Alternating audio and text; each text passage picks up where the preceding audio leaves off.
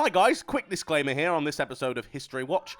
I'm a full-time worker and I'm also a full-time dad, so throughout this episode you might hear some children playing in the background. I'm not going to tell my children to be quiet so I can record, so I hope you can enjoy the episode anyway. Thanks. Shit, bastard, piss, arse, cunt. It wouldn't surprise anyone to know that these words are considered taboo. You certainly wouldn't expect to find them printed on massive posters and placed in the window of, say, a record shop. But what about when one of Britain's most popular bands releases an album with the word bollocks in its name? Surely it's okay to put that in your shop window, right? Well, for one unlucky shop owner in 1977, the answer was about to become blindingly clear. Welcome to History Watch, where we tell stories worth watching. It's the 70s, the decade of disco and glam rock, with Queen, Bowie and Bee Gees owning the chart.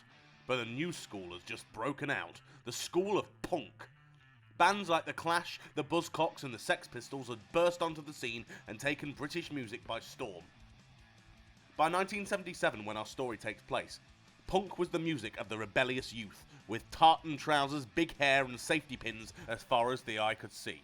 Never mind the bollocks, it's the Sex Pistols was described as obscene, vulgar, offensive and dangerous. Naturally, young people loved it. Released by Virgin Records, it was in fact a Virgin Records store in the city of Nottingham, which found itself in hot water. On the 9th of November 1977, the London Evening Standard reported, Extra, read all about it, police moving on punk record shop. They told how the manager of the Nottingham Virgin Records store had been arrested for displaying the record and advertisements for the record after being told by police to cover up the word bollocks. Chris Seal, the manager in question, had been visited by the police on 4 occasions, and each time had replaced the record and the posters after they left. Many theorised that he was willingly setting himself up at the behest of Virgin Records as a publicity stunt.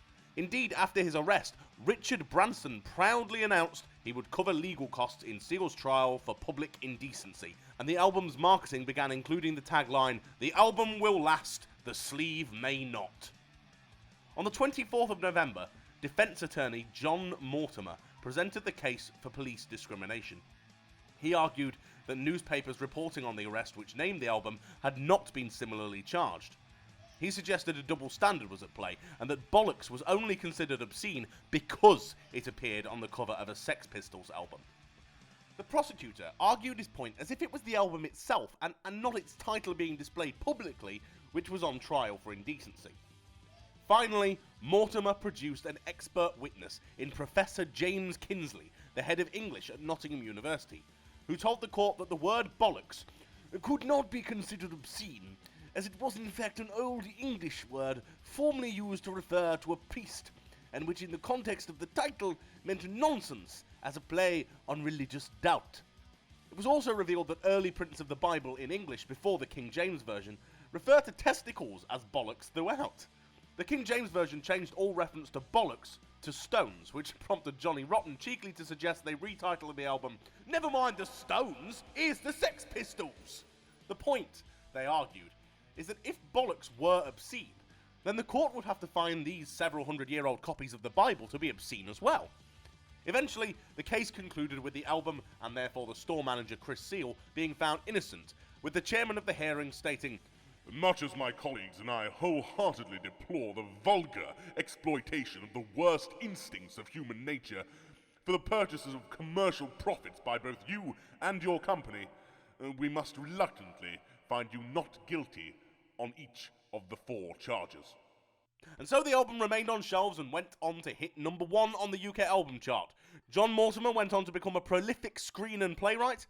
The Professor and Reverend James Kinley went back to teaching before retiring in 1984, and Chris Seal went back to manage the Nottingham Virgin Records store, which today is a co-op travel shop.